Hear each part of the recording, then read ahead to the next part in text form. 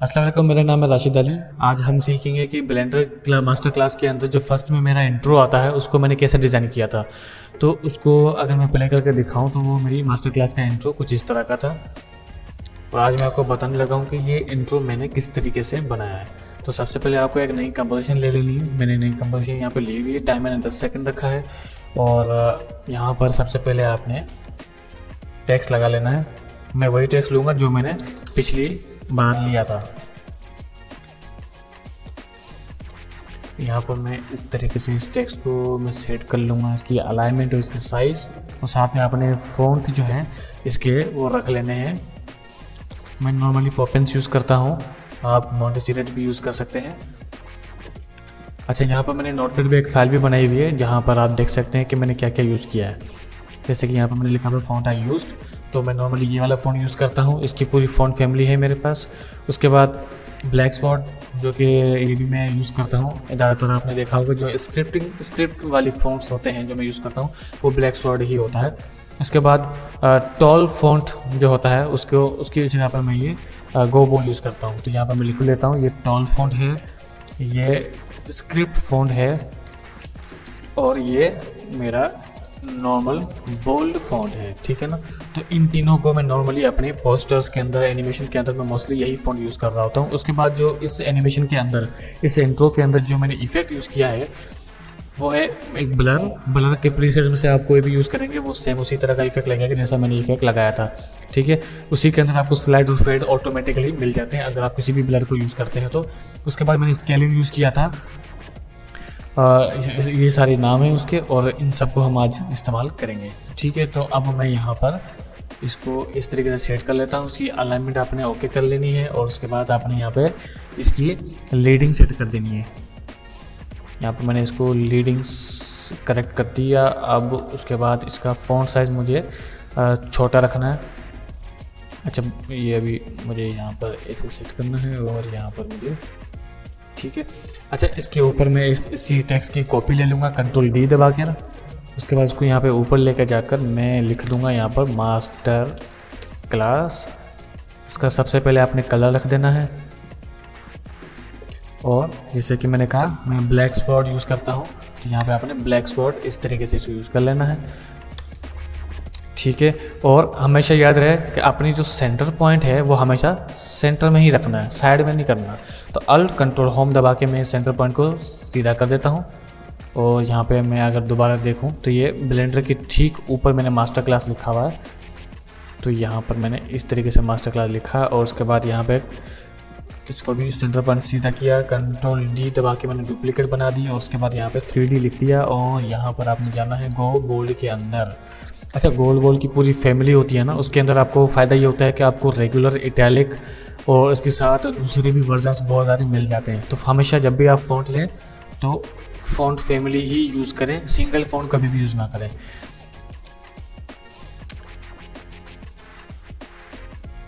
ठीक है। यहाँ पे गो बोल्ड,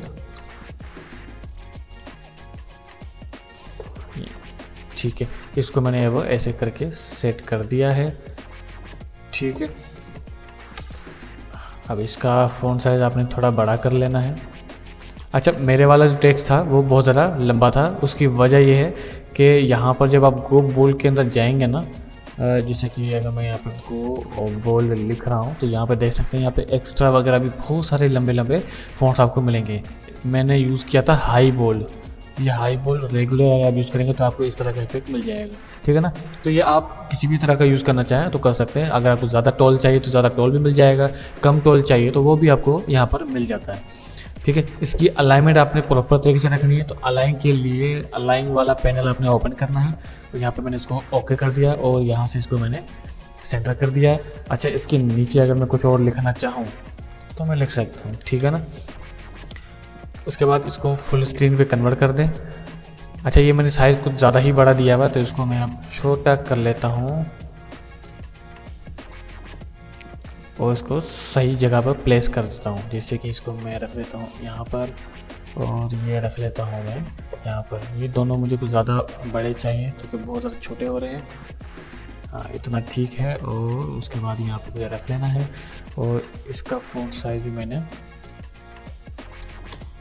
तकरीबन अच्छे वाला यहाँ पर रख देना है और यहाँ पर सेंटर पे ये ओके है। अच्छा, उसके बाद ये 3 चीज़ें होगी। उसके बाद मैंने यहाँ से शेप लिया था और यहाँ पे आपने इसे रख लेना। शेप का कलर आप कोई सा भी अपने हिसाब से रख सकते हैं। तो यहाँ पर अगर मैं ये ग्रीन वाला ही चूज़ करता हूँ तो कैसा लगेगा मैं देखना चाहूँगा। यहाँ पर जाके नहीं, ये इतना अच्छा नहीं लग रहा, तो मैंने पर्पल ही लूँगा जो मैंने पहले वाला लिया था।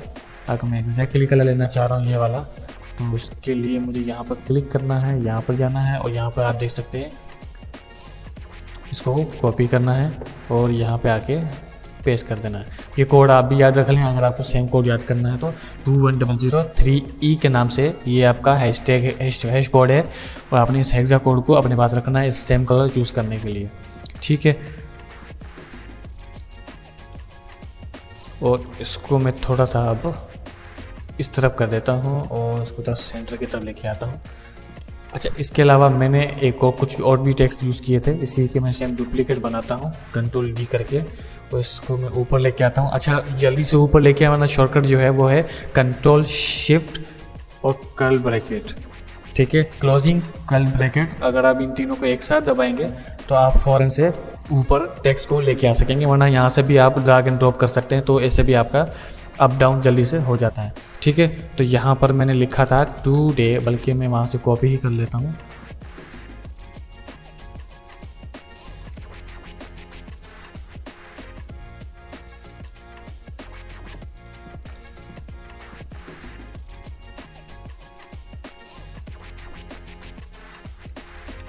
यहाँ से मैंने किया कॉपी और यहाँ पे आके मैंने पेस्ट कर दिया, तो ये सेम साइज़ में मेरा लग जाएगा। साइज़ मैंने अब यहाँ पे 48 रखा हुआ है और एक्स्ट्रा बोल्ड फ़ॉन्ट ही यूज़ किया है मैंने, तो इसको मैं यहाँ पे कर दूंगा ऊपर और सेम चीज़ में डुप्लीकेट लगा के मैं लेके आ जाऊँगा इसको नीचे इतना। अब एक्स्ट्रा बोल्ड की जगह पर मैं यूज़ करूँगा मीडियम और इसकी जो पोजीशन है वो थोड़ी सी या तो आगे की तरफ कर दें या थोड़ी पीछे की तरफ कर दें। मतलब जो मेन हेडिंग होती है उसको आपने इस तरफ रखना है और ये जो है जो आपका सब टेक्स्ट होता है उसको आपने नीचे रखना है, लेकिन कम विड्थ के अंदर। यहाँ पर मैंने इसकी विड्थ तो कम कर दी है, लेकिन यहाँ पे पोजीशन भी मैंने आगे कर दी है। तो यहाँ पर आप मैं फिर से आपको बता दूँ, ये एरिया आपका मेन हेडिंग का और ये एरिया आपका सब टेक्स्ट का। ठीक है ना, तो हमेशा आपने इसी तरीके से इसको सेट करना है।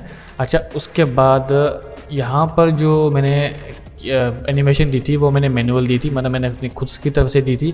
और यहाँ पर जो मैंने यूज़ किया था इन तीनों पर वो मैंने प्रीसेट्स यूज़ किए थे। तो सबसे पहला जो इफेक्ट मैंने दिया था वो दिया था ब्लर। तो ब्लर यूज़ करने के लिए मैं सबसे पहले यहाँ पर क्लिक करूँगा और आपको जाना है विंडोज़ के अंदर और यहाँ पर इफेक्ट प्रीसेट्स के अंदर जाना है और यहाँ पे एनिमेशन प्रीसेट्स, फिर यहाँ पर आपने जाना है टेक्स्ट के अंदर। उसके बाद यहाँ पे ब्लर वाला ऑप्शन आपको यहाँ पे दिख रहा होगा, यहाँ पर आपने जाना है और इसमें से आप कोई सा भी यूज़ कर सकते हैं। तो अगर मैं पहले वाला यूज़ करता हूँ तो क्या इफेक्ट मुझे दिखता है। ठीक है, ये सेम वही इफेक्ट जो मैंने अप्लाई किया था। अगर यहाँ पे हम दूसरे इफेक्ट भी अप्लाई करते हैं तो हमें इस तरह का दिखेगा, या फिर अगर हम इजी वाला अप्लाई करें तो ये हमें इस तरह दिखेगा। तो यहाँ से आपको जो भी समझ में आता है आप वो अपने हिसाब से रख सकते हैं। मैंने ये वाला यूज़ किया था तो अभी मैं यही वाला दे रहा हूँ। ठीक है, अच्छा याद रहे एक और चीज़, ये जो कर्सर पॉइंट है ना, अगर ये आपका यहाँ पर है और फिर आप कोई इफेक्ट लगा रहे हो तो ये इफेक्ट आपका इस ही टाइम के ऊपर अप्लाई होगा। तो ये चीज़ आपने सबसे पहले करनी है कि इसको हमेशा 0 फ्रेम पर लेके आना है और तब ही आपने कोई इफेक्ट इसके ऊपर अप्लाई करना है। ठीक है, और जब इफेक्ट आप अप्लाई कर देते हैं तो आपके पास यहाँ इफेक्ट कंट्रोल के अंदर विंडोज़ के अंदर जाएं और यहाँ पर इफेक्ट कंट्रोल का आपको यहाँ पे दिखेगा। इफेक्ट कंट्रोल के अंदर आपको यहाँ पे बहुत सारे स्लाइडर्स मिल जाएंगे और उसके ऊपर जितने भी इफेक्ट के पैनल थे वो सारे आपको यहाँ पे दिख जाएंगे, ताकि अगर आप चेंज भी करना चाहें इसकी टाइम, इसकी स्पीड, इसकी वैल्यूज़, तो आप कर सकते हैं इसके अंदर। ठीक है, और यहाँ पे आप देख सकते हैं कि ये मेरी बन चुकी है आराम से। अच्छा, उसके बाद मुझे ये वाला लेना है, तो उसके लिए मैंने कौन सा इफेक्ट यूज़ किया है, स्केल। अच्छा, ये एक ही नाम है ये। उसके बाद मैंने scale and from point use किया था, तो यहाँ पर मैं सर्च कर लेता हूँ।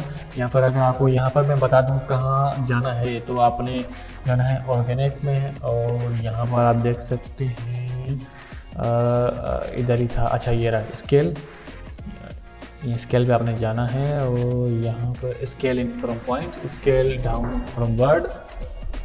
आपने ये वाला इफेक्ट ड्रैग एंड ड्रॉप करना है अपने बोल्ड टेक्स्ट के अंदर और यहाँ पर आपका फ्रेम 1 के अंदर ही आपके ये दोनों एनिमेशन एक ही टाइम पर आपकी बन जाएंगी। उसके बाद 3D के अंदर भी मैं यहीं से एनिमेशन लूँगा और यहाँ पर मैं स्केल आउट फ्रॉम पॉइंट वाला मैं यहाँ पर इसके अंदर यूज़ करूँगा, तो ये मुझे इस तरह से दिखेगा। अब ये हो गया हमारा रिवर्स, मतलब ये बिल्कुल जाने वाला इफेक्ट हमें बता रहा है। एग्जिट वाला हमें ये चाहिए जो हमें आने वाला इफेक्ट नज़र आए, तो इसको मैं रिवर्स करके स्केल अप वाला इफेक्ट इसके ऊपर अप्लाई कर दूंगा। तो यहाँ पर आप देख सकते हैं तीनों इफेक्ट्स फर्स्ट फ्रेम में गायब हो चुके हैं। इसको प्ले करते ही दोनों इफेक्ट्स मेरे पास इस तरीके से शो हो रहे हैं, ठीक है। अच्छा, जो स्केल अप है वो दोनों टेक्स्ट एक साथ आ रहे हैं, तो इसको मैं सेपरेटली चाहता हूँ कि अलग अलग आए, तो उसके लिए मैं स्केल अप बाय वर्ड करूँगा। इसको उठा के आपने यहाँ पर लगा देना है और सिंपली आपने प्ले कर देना है, तो ये पूरा वर्ड को एक साथ लेके आ जाएंगे। या फिर scale up down, less chance, अगर मैं इसमें से अगर कोई यूज़ करना चाहूँ, सॉरी, या फिर ये वाला, तो ये थोड़ा इस तरीके से भी मेरे पास आ सकता है, तो ये मुझे ज़्यादा बेहतर लग रहा है। तो इसकी ओपेसिटी अगर आप रख दें इस पॉइंट तक और स्टार्टिंग इसकी 0 कर दें, तो ये आपको इस तरीके से नज़र आएगा, ठीक है। उसकी स्केल पॉइंट भी मैं अगर उसी टाइम पर अगर मैं सेट कर दूं, तो ये बिल्कुल मेरी परफेक्ट एनिमेशन बन जाएगी। अच्छा, यही चीज़ अगर आप इसके साथ भी करना चाहें तो इजीली आप कर सकते हैं। तो इसके लिए मैं जूम अवे अगर इसके लिए यूज़ करूं तो कैसा लगेगा, ठीक है, और जूम फॉरवर्ड अगर यूज़ करूं तो ठीक है। ये एग्जिट वाली मेरी एनिमेशन बन रही है, तो जाहिर सी बात है ये मुझे नहीं चाहिए। यहाँ पर आप देख सकते हैं एक ये, और इसकी जगह पे मैंने यूज़ किया था जूम अवे। तो जूम अवे मुझे ज़्यादा बेहतर लग रही है, लेकिन यहाँ पर मैं जाऊँगा अपने इस टेक्स्ट के ऊपर, प्रेस करूँगा यू, और उसके बाद ये जो ऑफसेट मेरे की फ्रेम लगे हुए हैं, फर्स्ट वाला की फ्रेम जो मेरा लगा हुआ है वो -100 का लगा हुआ है, सेकेंड वाला जो मेरा की फ्रेम लगा हुआ है वो 100 लगा हुआ प्लस का 100। तो यहाँ पर मुझे वैल्यू करनी है 0 और माइनस की जगह पे मुझे लेके आना है प्लस का 100। तो ये मुझे इस तरीके से नज़र आएगा। और यहाँ पर अगर ये इफेक्ट सही से अप्लाई नहीं होता है तो इसको 50 कर दें या तो -50 कर दें, ठीक है, और यहाँ पर -100 कर दें, तो ये आपको ज़्यादा बेहतर रिजल्ट देता है। जैसे कि अगर हम देखते हैं इसको सही तरीके से, ठीक है, ये आप देख सकते हैं परफेक्ट एनिमेशन हमें यहाँ पर शो कर रहा है। अच्छा, उसके बाद नीचे वाली एनिमेशन भी मेरी सेम टू सेम थी, तो मैं नीचे वाली टेक्स्ट को मिटा के सेम इसी की डुप्लीकेट बना के मैं इसको लेके आऊँगा नीचे, और अपनी अलाइनमेंट को प्रॉपर तरीके से रखने के बाद मैं यहाँ पे करेक्टर के अंदर जाके इसको मीडियम में चेंज कर दूंगा। फ़ॉन्ट साइज़ का 10 पॉइंट में नीचे कर दूंगा और इसी के अंदर मैं लिख दूंगा कुछ और, जैसे कि यहाँ पे लर्निंग 1, लर्निंग 2, लर्निंग 3, लर्निंग 4, 2, 3, 4, इस तरह की वैल्यू देके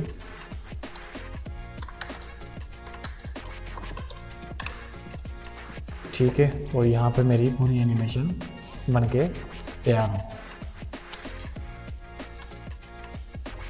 ठीक है। जब ये सारी एनिमेशन आपकी बनके तैयार हो जाती है तो जितना भी टेक्स्ट है आपका उसको आपने सेलेक्ट करना है, राइट क्लिक करना है और यहाँ पे प्री कंपोज पे आपने कन्वर्ट कर देना है। प्री कंपोज एक अलग कंपोजिशन आपको बना के दे देता है इसी कंपोजिशन के अंदर। जब आप इसके ऊपर क्लिक करते हैं तो ये आपसे पूछता है कि leave all attributes and move all attributes, तो आपने मूव ऑल एट्रीब्यूट्स पे क्लिक करना है और यहाँ पे आपने कोई नाम रख लेना है। तो यहाँ पर मैं यहाँ पे टेक्स्ट एनिमेशन का नाम देके ओके करता हूँ, ठीक है। इसके बाद आपने इसको हाइड कर देना है और इस टेक्स्ट उस शेप पे आपने क्लिक करना है और पोजीशन के लिए आपने कीबोर्ड से पी प्रेस करना है, स्टॉप वॉच पे क्लिक करना है। उसके बाद 1 सेकंड की टाइम फ्रेम पर आपने दोबारा से की फ्रेम लगाना है। जब आपके 2 की फ्रेम लग जाते हैं तो आपको पुराने वाले की फ्रेम के अंदर जाना है और यहाँ पर इसकी कंपोजिशन से बिल्कुल बाहर रखनी है। तो ये एनिमेशन आपकी कुछ इस तरीके से बन जाएगी। उसके बाद आपने इस की फ्रेम को F9 प्रेस करके स्मूथ बना लेना है और यहाँ पर ग्राफ के ज़रिए हम इसको थोड़ा सा मज़ीद स्मूथ कर लेंगे ऐसे, ठीक है। उसके बाद इसी शेप के अंदर हम वाइट कलर का स्ट्रोक भी अप्लाई करेंगे जो कि वैल्यू रखेंगे हम सिर्फ 5। और उसके बाद ये टेक्स्ट एनिमेशन जो है हमारी, इसकी एनिमेशन हम थोड़ा सा डिले कर देंगे इस तरीके से। ये जो आप लेयर देख रहे हैं मैंने इसको क्लिक होल्ड किया हुआ है और इसको आपने ड्रैग करना है राइट साइड के ऊपर, तो आप यहाँ पर एनिमेशन इस तरीके से देख सकते हैं। इसके बाद मैंने इसके ऊपर इसके पीछे एक पिक्चर लगाई थी, तो वो पिक्चर मेरी है इस नाम से 3D आर्ट के नाम से। आपने ये उठा के नीचे रखनी है, ठीक है। और यहाँ पर इसकी वैल्यू आपने प्रेस करना है कीबोर्ड से T, ओपेसिटी ओपन हो जाएगा। यहाँ पर आपने 1 सेकंड के हिसाब से इसकी वैल्यू रखनी है। स्टार्ट की वैल्यू आपने 0 देनी है और बाद की वैल्यू आपने 100 देनी है। इसको भी आपने स्मूथ कर लेना है। लास्ट वाली वैल्यू जो आपने 100 दी है उसकी जगह पे आप इसकी वैल्यू दे सकते हैं बिल्कुल कम, मतलब आप 10 भी दे सकते हैं, 5 भी दे सकते हैं। उसके बाद यहाँ पर आपने इसको P प्रेस करना है फर्स्ट पोजीशन, और जहाँ तक आपकी एनिमेशन चलेगी मतलब 5 सेकंड, तो यहाँ पर आपने पोजीशन को कर देना है एंड, और यहाँ पर आपने अपनी इमेज की पोजीशन को कर देना है लेफ्ट साइड की तरफ। जब तक आपकी इमेज पूरी कंप्लीट दिख नहीं जाती तब तक आपने ये इफेक्ट अप्लाई करना है, और उसके बाद आपने